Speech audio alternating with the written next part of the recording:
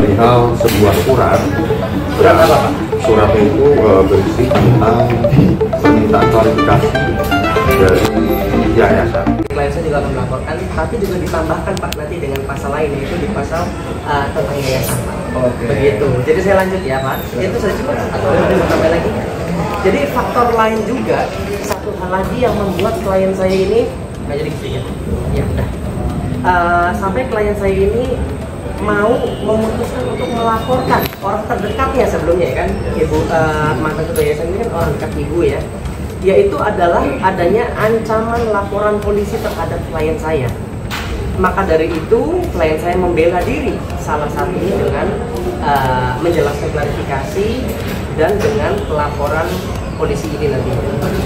Saya menjelaskan pasal ya, bahwa berdasarkan pasal 5 ayat 1 Undang-Undang Nomor 28 Tahun 2004 tentang perubahan atas Undang-Undang Nomor 16 Tahun 2001 tentang yayasan. Bunyinya gini loh, kekayaan yayasan baik berupa uang, barang maupun kekayaan lain yang diperoleh yayasan, undang-undang ini dilarang dialihkan atau dibagikan secara langsung atau tidak langsung, baik dalam bentuk gaji, upah maupun honorarium atau bentuk lain yang dapat dinilai dengan uang kepada pembina, pengurus, dan pengawas.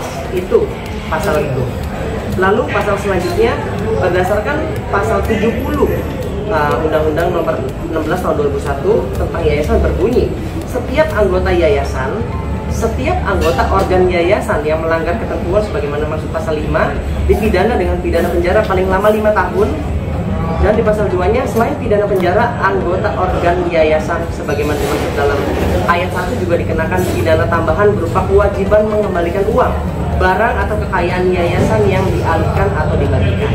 Itu tentang yayasan undang-undangnya. Lalu menurut pasal 374 KUHP, penggelapan yang dilakukan oleh orang yang penguasaannya terhadap barang disebabkan karena ada hubungan kerja atau karena pencarian atau karena mendapatkan upah untuk itu, diancam dengan pidana penjara paling lama 5 tahun. Jadi klien saya atas seluruh peristiwa yang dimaksud, klien saya selaku bendahara umum yayasan dengan sadar dan tanpa paksaan dari pihak manapun secara pribadi mendukung jika ada audit dan analisa secara terbuka, transparan, dan akuntabilitas. Dan klien saya, betul ya Bu ya, secara sukarela memberikan semua data transaksi rekening pribadi, baik mutasi rekening koran milik klien saya pribadi dan juga data transaksi milik yayasan, karena ibu sekarang masih menjabat. Klien saya juga mengizinkan atas seluruh hasil analisa keuangan pada rekening milik klien saya untuk disampaikan secara terbuka, baik kepada pihak berwajib maupun di ruang publik seperti ini, tanpa adanya batasan apapun bila diperlukan. Betul ya Bu ya?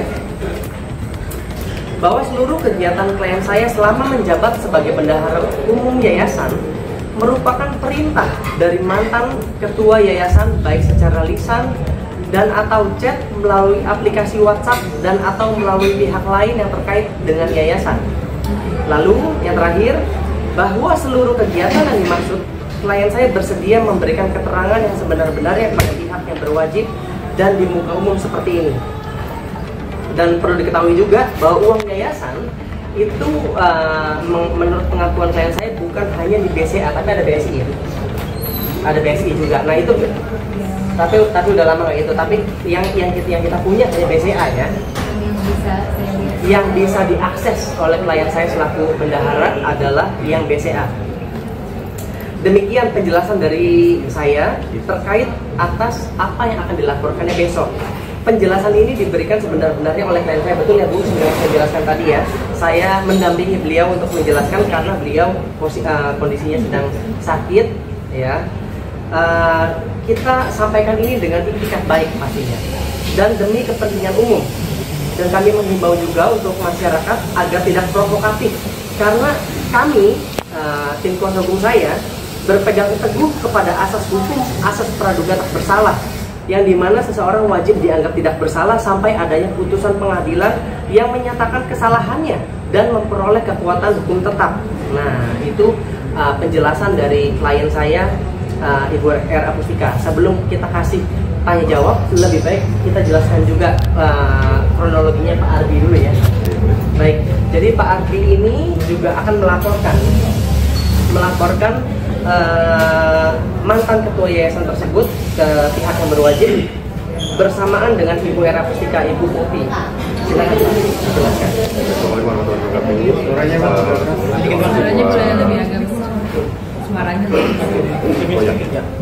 Assalamualaikum warahmatullahi wabarakatuh. Sebelumnya terima kasih buat rekan-rekan PS dan Mas Dori yang udah mengundang saya.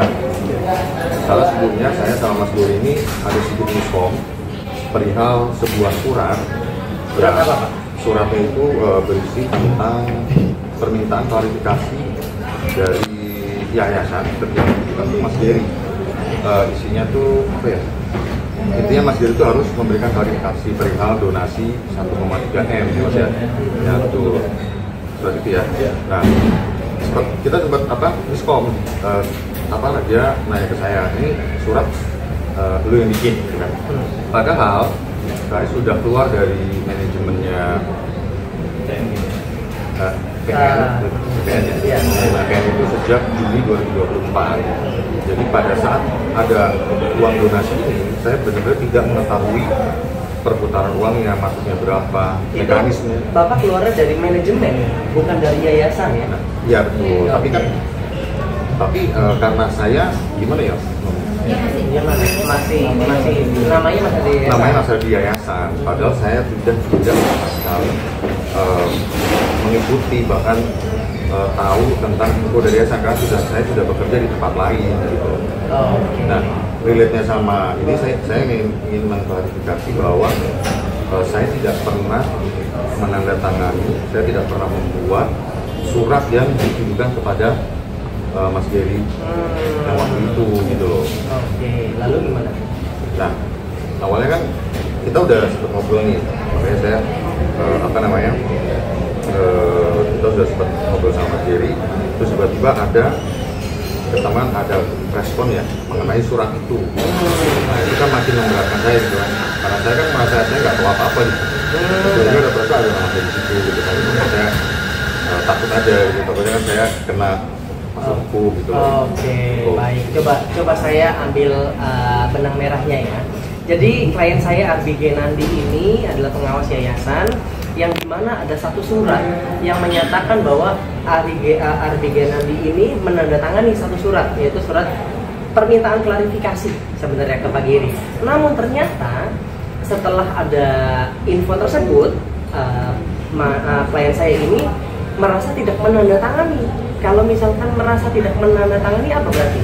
Berarti ada dugaan pemalsuan surat. Nah itulah yang menjadi dasar dari klien saya Pak Arbi ini untuk melaporkan mantan ketua yayasan tersebut di besok hari, gitu ya saya. Apa lagi yang mau disampaikan?